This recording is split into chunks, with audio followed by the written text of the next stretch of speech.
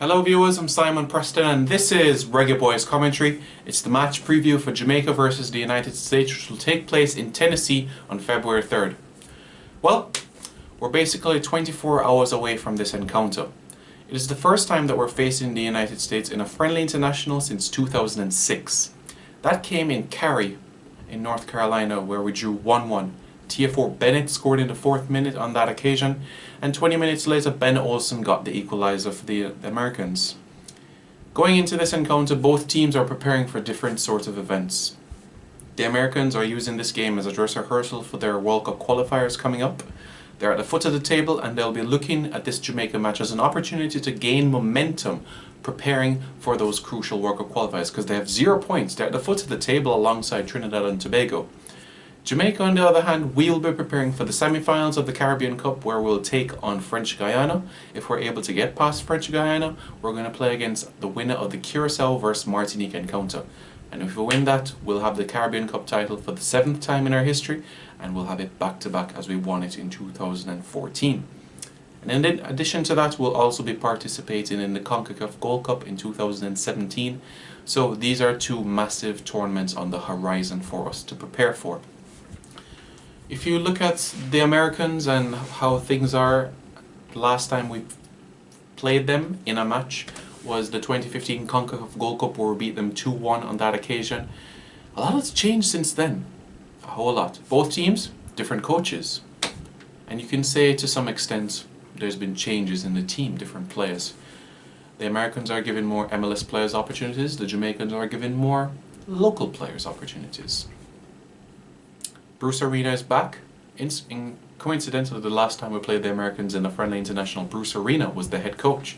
So, I think he's the best man for the job for the Americans.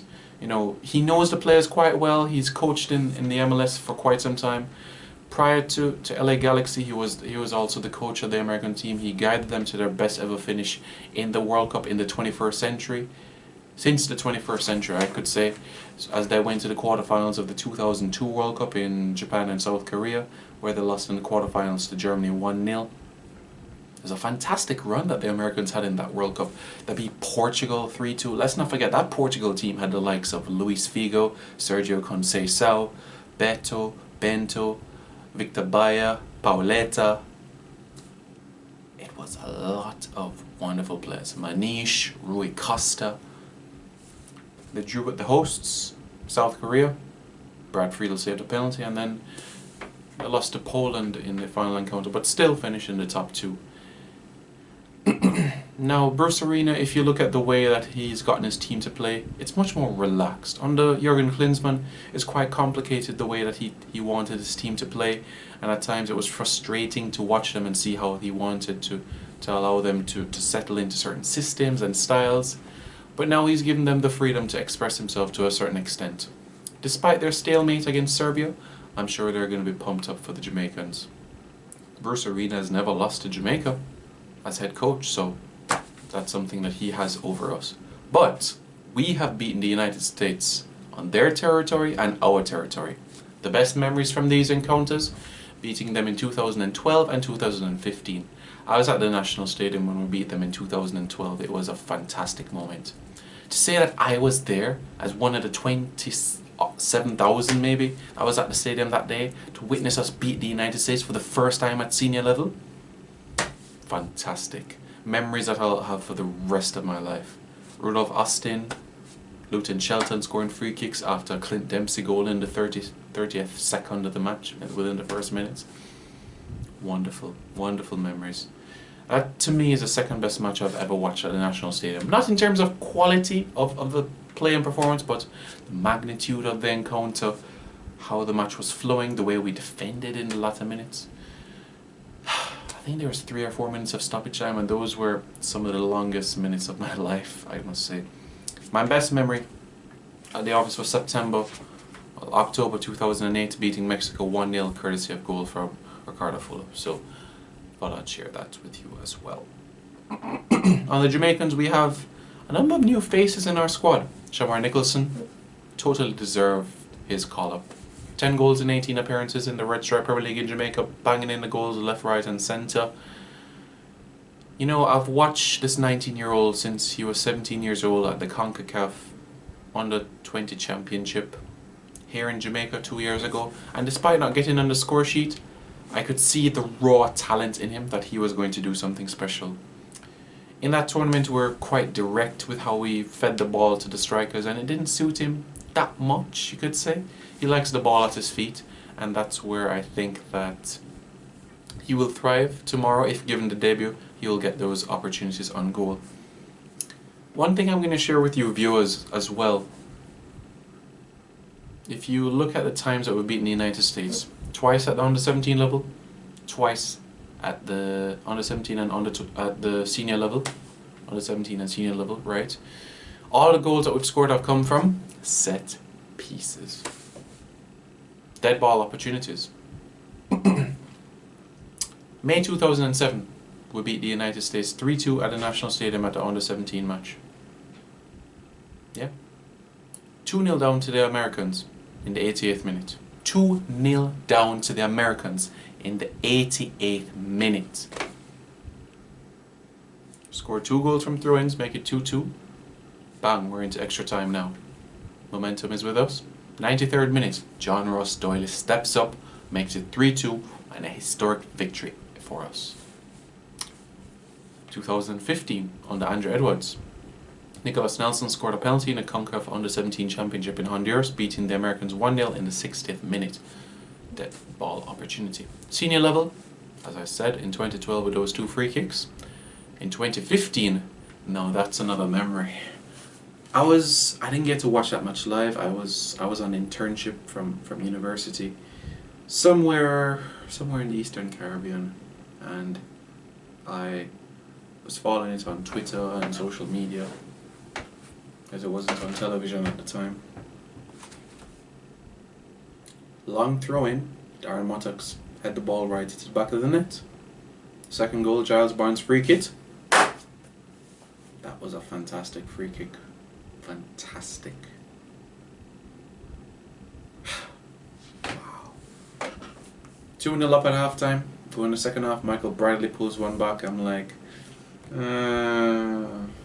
might go to extra time, might go to penalties, but Ryan Thompson, Adrian Mariappa, Wes Morgan, Michael Hector were sturdy, they stood strong, and we secured that all-important victory. Getting to the Gold Cup final in 2015. Wonderful memories we have. Player to watch for the Americans, Josie Altidore. He always seems to make it difficult for us to play. Although at club level, like when we've seen him play in the English Premier League, he hasn't settled in quite well, but we've seen him in MLS and in Holland as well. He's a striker that if you give him a yard of space, he'll punish you. And with 30-yard goals in 100 appearances, it's a decent return for a striker with a goal every 3 games, you could say. So he's definitely one to watch for the Americans. For the Jamaicans, I think a key to victory will be how we pass the ball and how long can we hold it. So I think Ewan Grandison is so key. He hasn't played for the national team since Tampa was the last head coach back in 2013.